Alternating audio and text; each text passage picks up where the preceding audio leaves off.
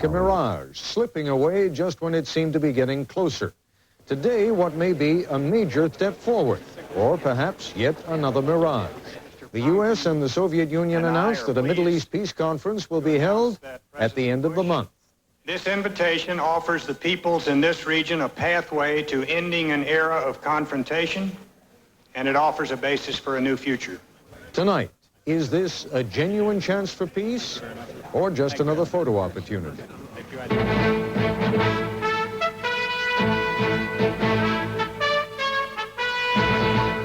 This is ABC News Nightline. Reporting from Washington, Ted Koppel.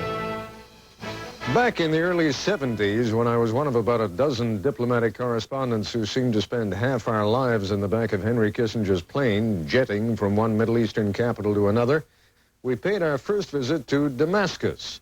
U.S.-Syrian relations were so strained at the time that an advance team of Secret Service agents brought along their own food and water. They were that concerned about being drugged or poisoned. At the time, Secretary Kissinger had two central goals: nudging the Israelis and Arabs into step-by-step negotiations and keeping the Soviet Union out of the process. That was almost 20 years ago. But the basic issues are fundamentally unchanged. Israeli occupation of territories that they took from Syria and Jordan in the 1967 war. Arab refusal, with the exception of Egypt, to recognize Israel as a permanent and legitimate state in the region. And, of course, the claim of Palestinians to a homeland of their own. What has changed is the rest of the world. The Soviet Union has now recognized Israel, and President Gorbachev will be side by side with President Bush at the end of this month when a Middle Eastern peace conference gets underway in Madrid.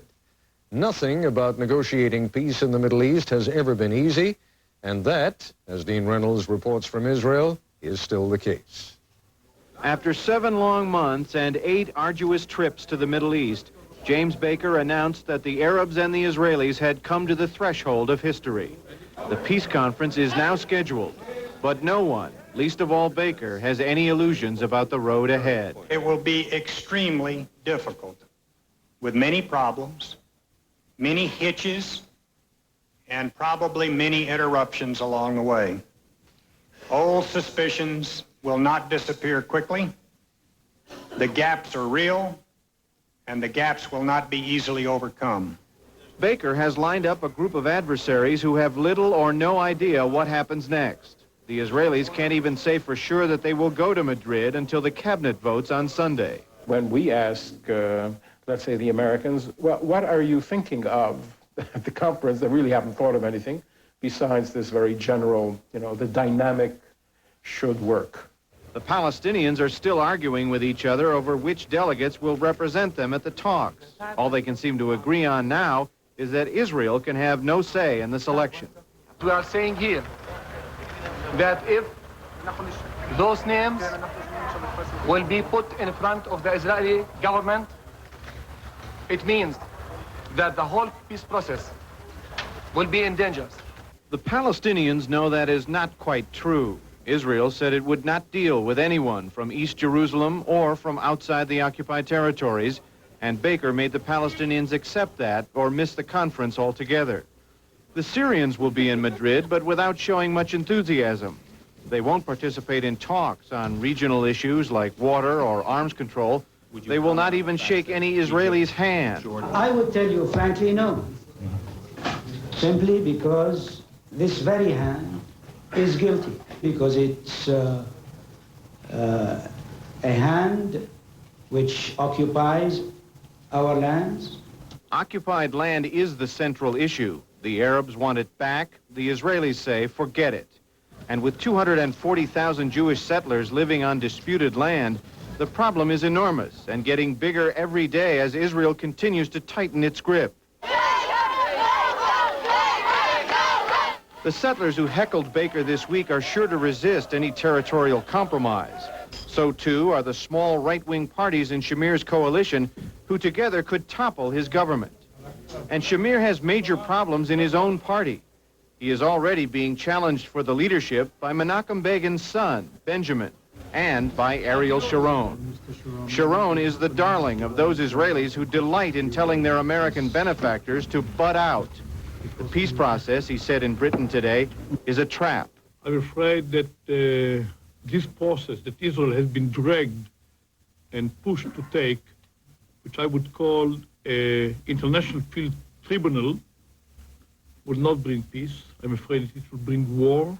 It was only 9 months ago that an Arab dictator attacked Israel. Many Israelis believe Syrian strongmen Hafez al-Assad and Iraq's Saddam Hussein are two of a kind. The initial impression of a breakthrough by virtue of Assad's positive response to Secretary Baker has since dissipated to some extent. Syria is currently importing Scud missiles like those Iraq fired at Israel. The Soviets are said to be selling them new tanks and new warplanes. And history shows that in this region, nations tend to use the weapons they acquire against each other. There has been a war here in every decade since the establishment of Israel. The resulting human misery has not stopped the arms race. All the countries in this region spend heavily. Some even risk impoverishment to assure their external and internal security.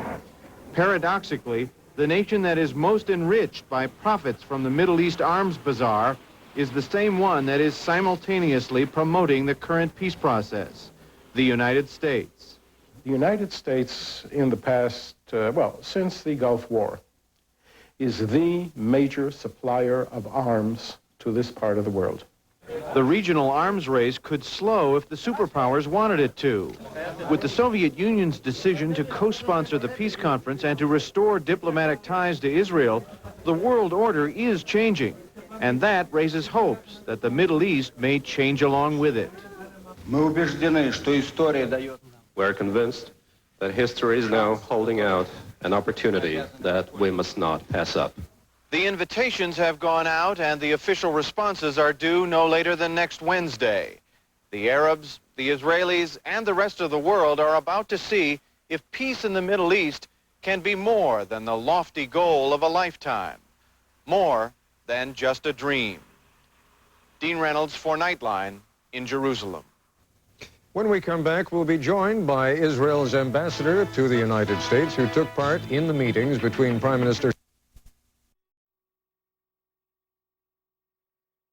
and from Jerusalem, Hanan Mikhail Ashrawi, a Palestinian activist who helped determine who would represent the Palestinians at the peace conference. Mr. Ambassador, I think it's only fair that our audience know that even though the two of you have agreed to come on this program together tonight, circumstances, political circumstances, are still such that you will not talk to each other. At a time when the whole world is focusing on this peace conference, which seems to bear so much possibility for hope, why are such technicalities still observed? It's not a technicality. We will talk to the Palestinians. We want to talk to the Palestinians in the territories. We do not want to talk to the PLO, which is irrelevant to the peace process. It's probably, I would say, even a deal breaker. But now, to the best of my knowledge, while I know that Hanan Ashrawi has close ties to the PLO and speaks often with its leadership, to the best of my knowledge, she is not a member. Well, we may have different ideas, but we will definitely talk to the Palestinian representatives from the territories. As a matter of fact, we have tried to do that for the last 43 years. They could have come after Camp David. We offered them the same proposals, more or less, that we offer them now. They rejected us, unfortunately, and I think they suffered a great deal of misfortune because of their rejectionism. Dr. Ashrawi, what does this suggest, then, is going to be the fate of this peace conference if indeed there is still this much bitterness and this much focusing on, yes, this Palestinian, but not that Palestinian, and it works the other way around, too? Well, I think it's symptomatic of what Israel has been doing all along. It wants to select our leadership for us. It wants to select the people it wants to negotiate with. It wants to impose its own solutions on us. The Palestinians have their own leadership, chosen democratically. We have the PLO, which is a legitimate representative with credibility, representing all Palestinians everywhere. Israel wants to find Palestinians who are more to its liking, who can agree with Israel, and who at the same time would be under occupation and therefore incapable of speaking out freely or acting freely. And I think this points out to a very basic problem in the peace process. You are bringing forgive me captive Palestinians, Palestinians under occupation to negotiate with their occupiers. And I think that's not a situation of symmetry. Have you picked your delegation yet? And is it one that you can live with? And knowing what the Israeli conditions are, is it one the Israelis will be able to live with? Well, the problem is that you say the peace process should not have preconditions. And we started with several Israeli preconditions. The Palestinian delegation is being picked. It has been picked. And it will be, and Secretary Baker will be notified today about the composition of the delegation. But you know, I think that you know what will be acceptable to the Israelis and what will not, so even if you don't want to give me the names, and quite frankly, they probably wouldn't mean a whole lot to most Americans watching tonight anyway, will it be a delegation that's going to be acceptable to the Israelis? I don't think that's our primary concern. I think our primary concern is to have a delegation that's credible to the Palestinian people and that is capable of representing the Palestinians and presenting a strong case. And I think that the people who are looking at the list will be the Mr. Baker and the co-sponsors. Dr. Ashrawi, you and I have known each other much too long, and you know I'm not going to let you get away with evading a question. My question is, ultimately, when the Israelis see the list, is that going to be a deal breaker? Is it, in other words, going to be the kind of list that will cause them to say, sorry, if that's going to be the makeup of the delegation, we're not going to Madrid? Well, from my personal assessment, I don't think so, but you never know with the Israelis what they want to censor or what they don't want to. They might not like the color of somebody's eyes. I don't know. But I know on the basis of the political discussions and agreements we had with Mr. Baker that the delegation is certainly not going to shock anybody. And certainly we are not going to disturb the sensitive sensibilities of Mr. Cheval and others by putting people like myself on the negotiating team. However, we reserve our right to act in the peace process in other capacities. Ambassador Cheval, in fact, you have an assurance from Secretary Baker, don't you, that you don't have to accept a Palestinian delegation that is unacceptable to you? I don't want to harp on that because we are very close to the peace conference, and I trust that the Palestinian delegation which will come forward will be the one which accepts the rules which have been set by Secretary Baker.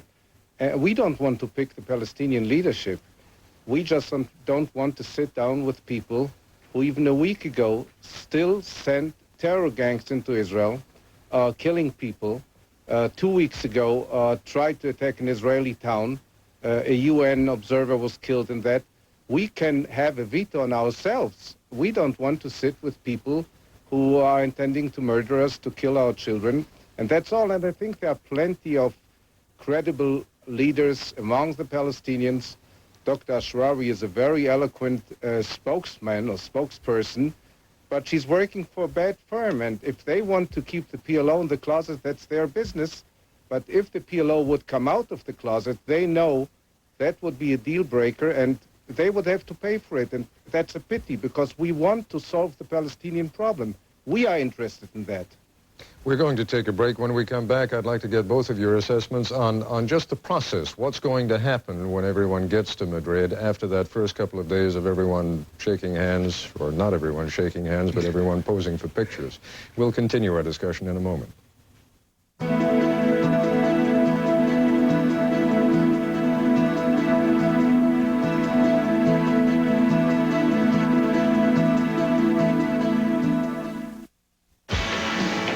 It's Sears' biggest hardware sale, and it's happening right now. Like this Craftsman 3.5 horsepower, 15-gallon compressor. Save $50. This Craftsman half horsepower garage door opener with 2 3-function transmitters. Only $149.99. And save $100 on this Craftsman 5 horsepower chipper shredder. Shreds limbs and branches up to 3 inches in diameter. It's Sears' biggest hardware sale, and it's happening right now. So hurry to Sears today. Ford Motor Company, profiles in quality, vision. Quality of the glass that goes into our cars is so important, we make it ourselves. No other car company in the world does that. Ford glass has to pass over 110 quality inspections. Our people check it, our lasers check it, our robots check it. Our glass is so good, it not only goes into our cars, many other auto automakers put it in their cars. Our goal is to build the highest quality cars and trucks in the world. At Ford, quality is job one. You can find the new Toyota of your choice from the privacy of your living room just by calling 1-800-45-DRIVE. Including the full line of new 1992s available now from Ron Tonkin Toyota. Over 200 to choose from, ready for your private inspection and test drive, including over 25 Corollas starting at only $79.77. It's all yours from Ron Tonkin Toyota just by calling 1-800-45-DRIVE. That's right, 1-800-45-DRIVE. It's an exclusive new service we call TeleDrive. Simply pick up the phone, dial 1-800-45-DRIVE, and ask for the car you want just the way you want it. And in 30 minutes, that car will be ready and waiting for a private, no-strings-attached test drive. It's the fastest, easiest, most private car buying experience you'll ever have. Ron Tonkin TeleDrive. Fast, easy, private. Call 1-800-45-DRIVE. Hey, nice suit. Expensive? Not at Burlington Coat Factory. Designer dress. Cost a lot? Not at Burlington Coat Factory. Wow, great outfits. Cost your mom plenty? Not at Burlington Coat Factory. But why do they call it Burlington Coat Factory? Because they have more of these than anybody. Besides, ever try to say Burlington ladies, men's, kids, suits, shirts, sportswear, linens, dresses, furs, slacks, Coat Factory? He's a hero to some, a scoundrel to others. Now, for the first time in 5 years, Oliver North sits down for a face-to-face interview. A behind-the-scenes look at the Iran-Contra affair. Just what Ronald Reagan knew about it. And Oliver North's new autobiography that's been written secretly. Oliver North Live, beginning Monday on Nightline. Ambassador Cheval, as you know, most American news organizations are going through a budget crunch right now. If you were running one of them, would you waste your money on sending a lot of producers, correspondents, and camera crews over to Madrid for those first 2 days, or is it just a big photo opportunity? Well, even if it's just a big photo opportunity, it's one of the biggest ever. And I think there may be more. It really depends on the participants. We come there willingly. We want to achieve peace. After all, who wants peace more than we do? We have some suspicions about some of the Arab participants, mainly Syria. I think Syria goes to this whole process because they just want to grab the Golan. They have refused even the name or the goal of this process to be peace treaties and diplomatic relations, and that's, after all, what the process is all about. And they don't want to participate in the regional conference and so on. But maybe, you know, once you sit down, you talk to each other, you see where your real interests lie, I think we can achieve something. And I think there are many Arabs in this area who have perhaps finally understood that they have nothing to fear from Israel, that their real concerns should lie someplace else. After all, the biggest war in this area was just last year when Iraq attacked another Arab country. So maybe we can achieve something. The American government has been very, very forceful on this, and we shall certainly do our best. Dr. Ashrawi, after the first couple of days, that first phase of the peace conference, when the doors are finally closed and the camera crews are banished to the sidewalk outside the hotels, and it goes into the phase where there are bilateral talks, do you have high expectations?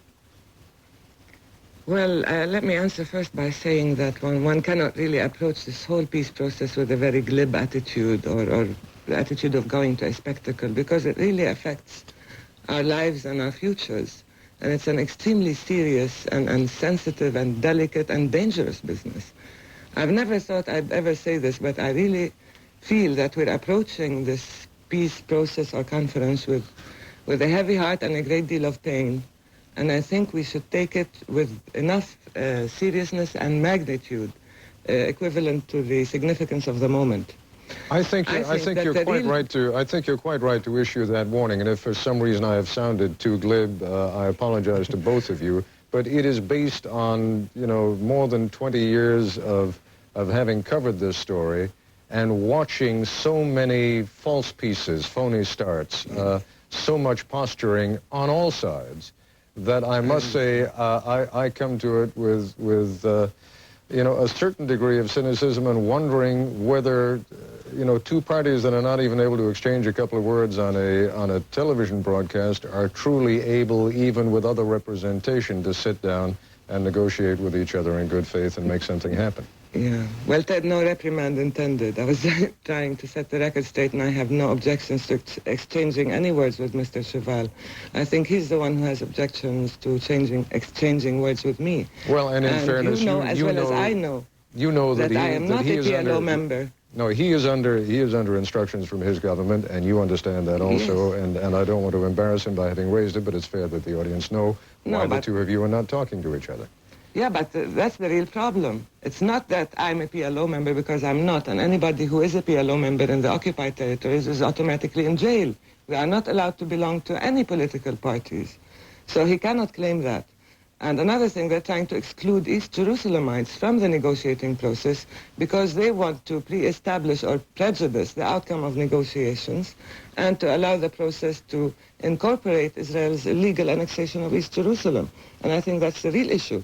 The third issue is that they think that the PLO signifies the national identity and therefore the national dimension of the Palestinian question, which means statehood. They want to deal with us as individuals under occupation and therefore negate our national rights to statehood and the national unity of the Palestinian people everywhere. Now, I set that record straight, but I think that this peace process is a moment of tremendous historical significance. I think it took a lot of effort, a lot of work, a lot of sincere and dedicated pursuit of peace on the part of many, many people. And I think that the beginning of bilateral negotiations will be the real acid test for people's genuine intentions for peace. Ambassador, I know that right now our major obstacle... I just wanted to cut you off because in fairness, I do want to be able to go back and forth just a little bit and give you both more or less the same amount of time. Ambassador Cheval. Let me just make one comment. I mean, we don't need to pre-establish anything on Jerusalem. I think the other side wants to post-establish something. You have to change history if anybody wants to question Israel's role in the history of Jerusalem. Jerusalem has always been our capital, always been the capital of the Jewish people, and we are just not going to discuss that. Well, you underscore, Ambassador Cheval, what one of the great dangers of a conference like this is, and that is if you go immediately to the heart of the issue, which could be something like the Jerusalem issue, it is doomed to fail if you do not begin on somewhat smaller, easier issues. And that was going to lead me to my next question. What is the first stage going to be after that introductory two-day opening? Well, I think you're quite right in your comments, and that's why the two-stage process about the Palestinian question has been established. First, we are going with the Jordanian-Palestinian delegation, we're going to discuss the interim stage, what used to be called autonomy, which may be called self-governing arrangements or self-government for the first 3 years. And I think agreement on this can be arranged. Ambassador Cheval, we've only got about 15 seconds left. The other set is negotiations with the Arab states on peace treaties. If there is a will, they can be achieved like we achieved peace with Egypt. Ambassador Cheval, Dr. Ashrawi, thank you both very much, and from the bottom of my heart, I wish you all good luck when it comes to this peace conference. Let's all hope that we'll be surprised this time around. Thank you. Let's hope so. I'll be back in a moment with a note about a special program coming up next week. Where do you want to be in 20 years? Well, my father worked for the same company for 39 years. He got 2 weeks vacation, but we never traveled far. He was saving to put 3 kids through college. At 65, he retired. At 67, he died. How can I invest so that after my kids graduate, I can enjoy the second half of my life? You can get there from here with Shearson Lehman Brothers. I'd like to have a word with you, and that word is and. It's a word you don't hear much if you're spending less than 10 grand on a car. Unless you're looking at Plymouth Sundance America. It gives you an automatic transmission, and air, and a stereo, and a driver's airbag, and the owner's choice protection plan. And it's the only car that gives you those ands and 50 others for under 10 grand. Now get a warranty choice no other manufacturer offers. America's most popular brand of appliances on sale right now at Sears Brand Central. So hurry and save $30 on this matching heavy-duty Kenmore washer-dryer pair, now at their lowest prices ever. There's one battery that backs you with free Jumpstart service anywhere, for any reason. Die Hard. Can't believe I left my lights on. Sears Die Hard. More power when you need it most. Who's gonna back you better than Sears? Portland Antique Company's biggest sale of the year. Everything on sale in 2 huge buildings, 20 to 60% off. Over 200 closets, 20 to 60% off. Tables and chairs, 20 to 60% off. Everything on sale now through Sunday, October 20th. For this weekend only, we're knocking an extra 10% off our low sale prices. Portland Antique Company, at the corners of 12th and 13th on Northwest Gleason. A reminder, beginning Monday, Oliver North will be sitting down for his first face-to-face interview in 5 years. For 2 nights, the former Reagan National Security aide will give us a behind-the-scenes look at the Iran-Contra affair and what was going on at the White House. That'll be beginning Monday on Nightline. That's our report for tonight. I'm Ted Koppel in Washington. For all of us here at ABC News, good night. If you wish a videocassette version of Nightline, the cost is $14.98 plus $3.95 shipping and handling. For a transcript, send $4 to 1535 Grant Street, Denver, Colorado 80203. Nightline is a presentation of ABC News. More Americans get their news from ABC News than from any other source. America's watching ABC. Portland Antique Company's biggest sale of the year. Everything on sale in 2 huge buildings, 20 to 60% off. Over 200 closets, 20 to 60% off. Tables and chairs, 20 to 60% off. Everything on sale now through Sunday, October 20th. For this weekend only, we're knocking an extra 10% off our low sale prices. Portland Antique Company, at the corners of 12th and 13th on Northwest Gleason. Before you purchase a new mid-size automobile, I would like you to test drive one of our pre-owned Cadillacs or Oldsmobiles. Like this 1988 Cadillac Seville for only $12,987. Every Vic Alfonso pre-owned luxury car is inspected, detailed, and carries a limited warranty. We have one of the largest selections in the Northwest. Don't you owe it to yourself to step up and drive pure luxury? Vic Alfonso, the quality you deserve at the price you desire. A grapefruit drink that's actually sweet? Yep. New Ocean Spray Ruby Red Grapefruit Juice drink. It's got a sweet taste that's really different. Say this is grapefruit juice. This is Ruby Red. Grapefruit juice? Ruby Red.